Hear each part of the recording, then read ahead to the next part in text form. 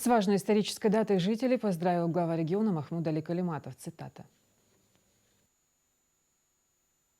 Уважаемые жители Ингушетии, дорогие земляки и соотечественники, 255 лет назад Ингушетия стала неотъемлемой частью великого российского государства. Мудрые предки сделали судьбоносный и самый правильный выбор, заложив тем самым основу многовекового благополучия родного края. Для нас эта историческая дата символизирует причастность к огромному политическому, экономическому, человеческому богатству России. В ней отражена сила народного единства, любви к своему отечеству, преемственности поколений, гражданской ответственности за судьбу большой страны. Это важнейшее решение заложило возможность и основу ингушской государственности, а со временем и создание Республики Ингушетия. За минувшее время ингушский народ прошел путь, насыщенный многими испытаниями и победами, трудностями и успехами. Он сохранил и приумножил свое культурное богатство в дружной семье других российских народов. Ингушетия вписала сотни золотых строк в летопись российской истории. Ее представители трудом и героическими подвигами в разные времена вносят большой вклад в успешное социально-экономическое развитие России. Сегодня представители Ингушетии доблестно и мужественно сражаются в зоне СВО, совершая героические подвиги. Мы гордимся своей страной Россией, которая была и остается мировой державой, отстаивающей мир и справедливость. Благодаря масштабной и системной помощи федерального центра